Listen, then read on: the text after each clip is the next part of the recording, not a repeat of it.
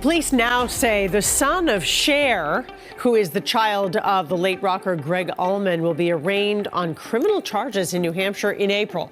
Well, police now say the son of Cher, who is the child of the late rocker Greg Allman, will be arraigned on criminal charges in New Hampshire in April. Cher conquered the world.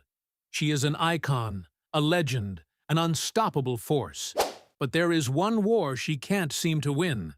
The battle to save her own son, Elijah Blue Allman. Cher's only son is currently being held in a psychiatric hospital in New Hampshire, facing charges of home invasion. His bank account reportedly has just enough to live on for a few months after he was financially cut off by his own mother. How did a child born into one of America's most powerful families end up in such a desperate situation? This is the heartbreaking story of a lost son, a desperate mother, and the dark secrets behind the Hollywood glamour. What lies behind the sensational headlines? Today, we will unveil 3 secrets no one wants you to know. The boy named Blue. To truly understand the current tragedy of Elijah Blue Allman, we must go back to its origins, beginning with a brief and turbulent marriage. In June 1975, Cher divorced Sonny Bono. Almost immediately, she married Greg Allman, the lead singer of the Allman Brothers Band. However, the marriage quickly crumbled due to Greg's deepening addiction, so much so that Cher filed for divorce just 9 days later. Though they briefly reconciled, Elijah Blue Allman was born on July 10, 1976, into a scene of family chaos. The name Blue was chosen while his parents were still teetering between separation and reconciliation, as if a prophecy of the sorrow and complexity that would follow him for life. In 1979, when Elijah was just 3 years old, Cher officially divorced Greg. From that moment on, the boy began a childhood that looked like a dream on the outside, but was an unfillable void on the inside. Cher won custody and deliberately kept Greg away from their son due to his out-of-control addiction. That decision protected Elijah from many things, but it also left a deep wound. A child growing up without a father will seek out a role model in other men. Years later, Elijah admitted that he desperately clung to his mother's lovers, hoping one of them would become the father he never had. On the surface, Elijah's life was that of a little prince in Beverly Hills. Big houses, housekeepers, travel, and parties with music legends. At 13, Gene Simmons of Kiss gave him his first guitar. But behind the glamour, Elijah rarely lived with his mother, who was at the peak of her career, busy touring and making movies. From the age of 7, he was sent to boarding school. When his behavior became uncontrollable, Cher sent him to a military academy for discipline. It was here that a detail emerged that shocked many. During a vacation home, an 11-year-old Elijah traveled by himself to Harlem in New York to buy drugs for the first time. An 11-year-old child taking the subway into the city's most dangerous neighborhood to find the very thing that would come to define his life. But drugs were only the beginning of his downward spiral. From his 20s until the biggest crisis of his life struck at age 31, Elijah relentlessly tried to escape his mother's shadow and prove himself, building a world of his own in a desperate search for his own identity. The Hollywood player and the shattered guitar. Entering his 20s, Elijah Blue Allman was no longer just Cher's son in red carpet photos. He had become his own name in the Hollywood underground. With his rock and roll looks and the famous Allman surname, every door was open to him. He was a scion of a famous family, living a life many dreamed of. He dated stars like Bijou Phillips, Heather Graham, Kate Hudson, and Paris Hilton, crafting the image of a stylish playboy. On the tabloid pages, he was living the dream. Inside, something else was growing. In 1994, at age 20, Elijah auditioned for the guitar slot in 9 Inch Nails, one of the biggest industrial rock bands of the decade. He was rejected. A year later, he formed his own band, Dead Sea, and took the stage name P. Exeter Blue Eye. This wasn't just another rock band. Elijah built an entire concept called undercore, a blend of glam, goth, and synth rock, with members dressed in all-white uniforms like students of a mysterious academy.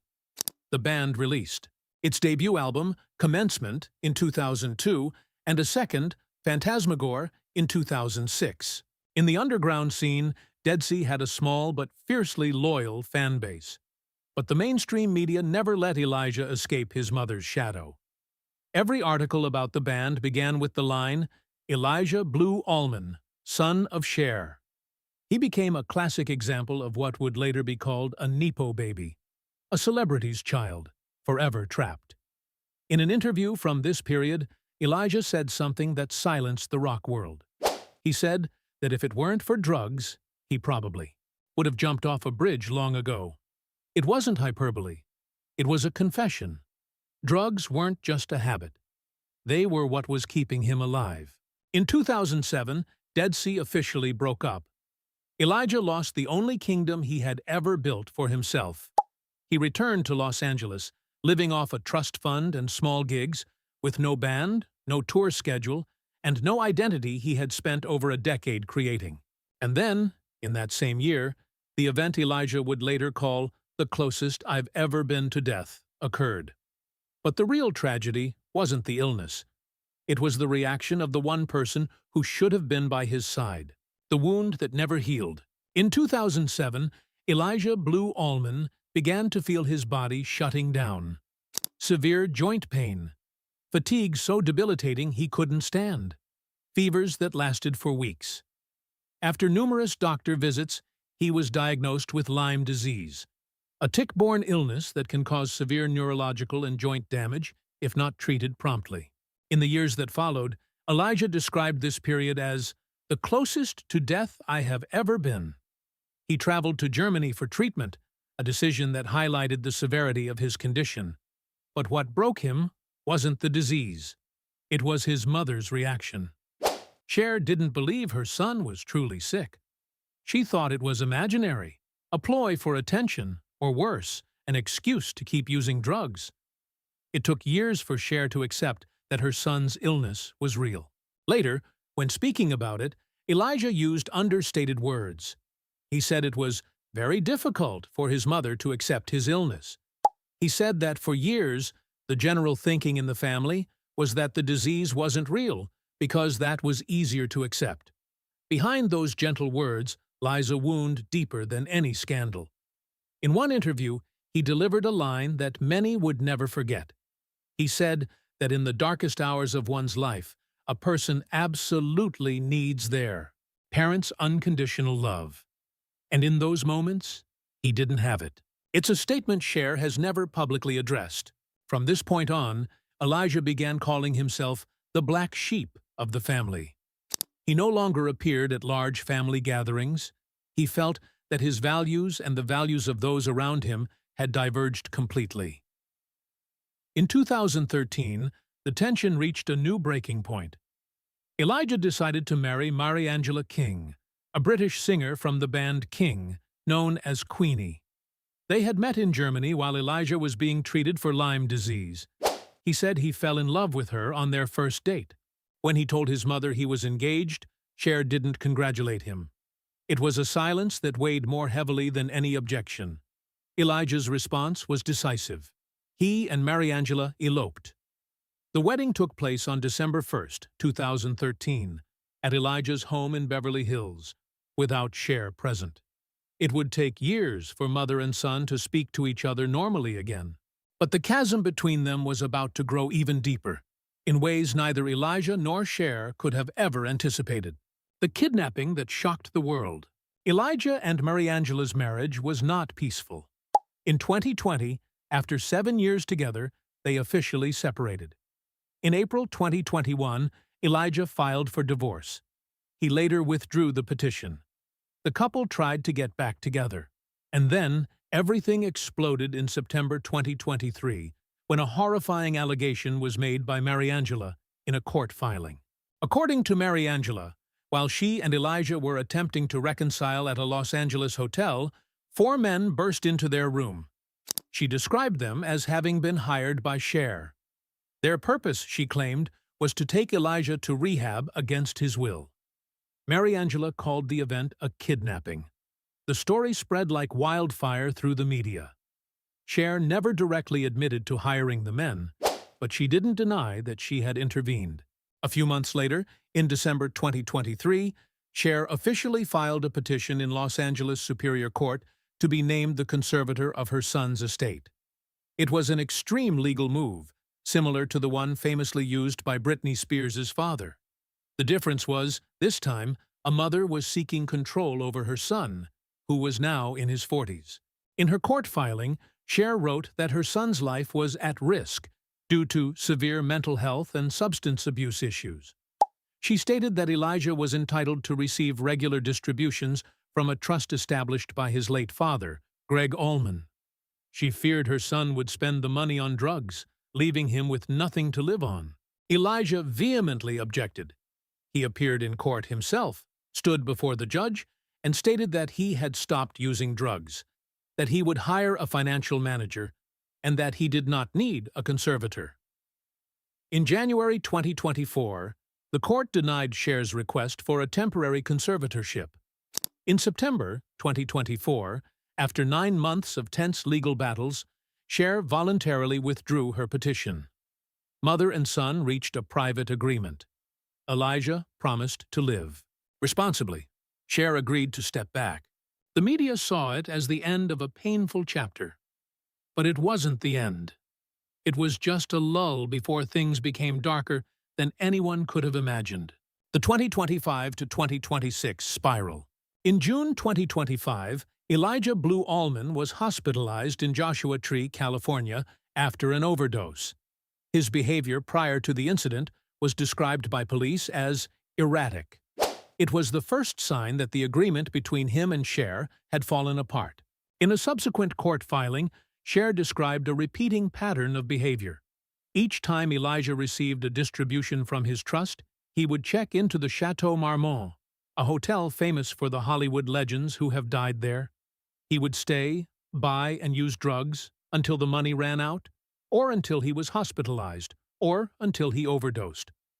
In one Airbnb rental, according to Cher's filing, Elijah caused over $50,000 in damages. Devin Allman, Elijah's half-brother, later revealed in legal documents that he once had to negotiate with a heroin dealer over a 5-figure debt Elijah couldn't pay. Devin said he did it for his brother's safety. Then things turned criminal. On February 27, 2026, Elijah was arrested at St. Paul's School in Concord, New Hampshire.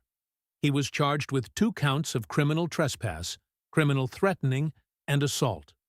2 days later, on Sunday, March 1st, he was arrested for the second time in 3 days, this time in Windham, New Hampshire, where he was accused of breaking into a private home, vandalizing property, and violating the bail conditions from his previous arrest.